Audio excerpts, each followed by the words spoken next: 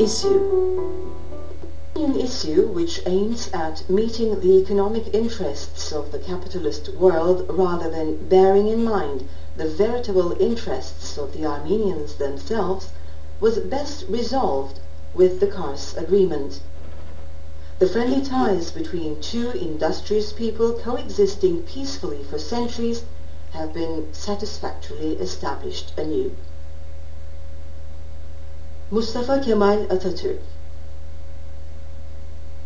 The inaugural speech of the third year of session of the Turkish Grand National Assembly on March 1st, 1922.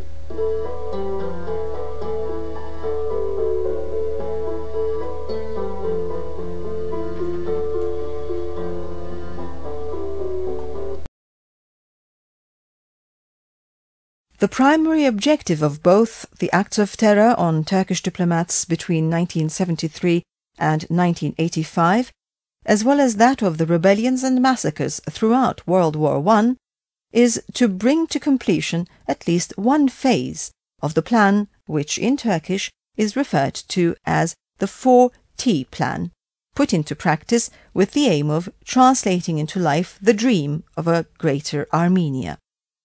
According to this plan, the first phase envisages the introduction to the world of Armenian allegations via acts of terror and massacres. The second phase is on assuring that Turkey recognizes these allegations as facts. The third phase foresees that indemnities be sought from Turkey. And in the fourth phase, Turkey will be asked to concede lands so fiercely coveted. Following the Lausanne Treaty, the Armenian issue ceased to exist. However, the Armenians of diaspora, clinging firmly to their allegations, unleashed a series of terrorist attacks on Turkish diplomatic missions abroad as of 1970. All these attacks were masterminded by the Armenian Secret Army for the Liberation of Armenia, for short, ASALA. Under a mask of independence, ASALA carried out ruthless and dastardly attacks.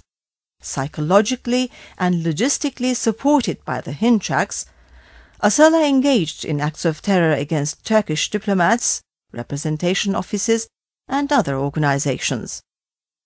These armed assaults rapidly escalated in a short period of time.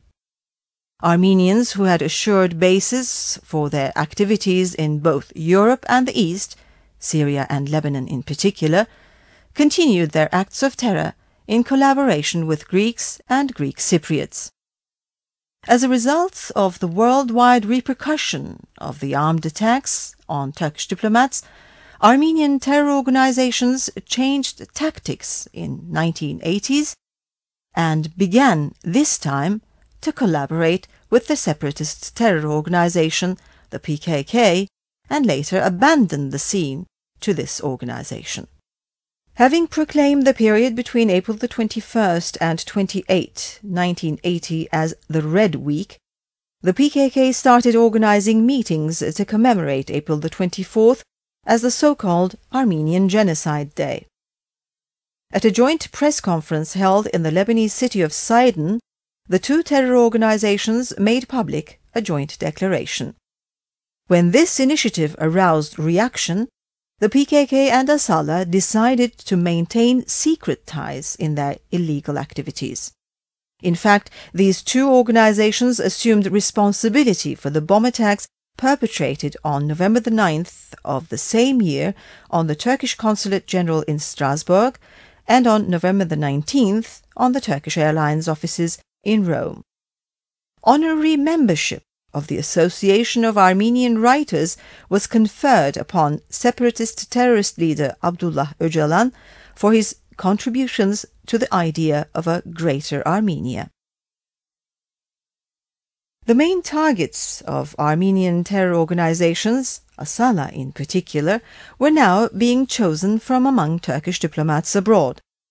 The first of the series of terrorist attacks was carried out against Mehmet Baydar, the Turkish Consul General in Los Angeles, and his deputy, Bahadir Demir.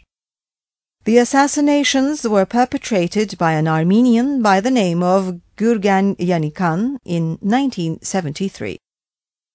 This individual action turned into organized Armenian terror as of 1975 and further escalated as of 1979.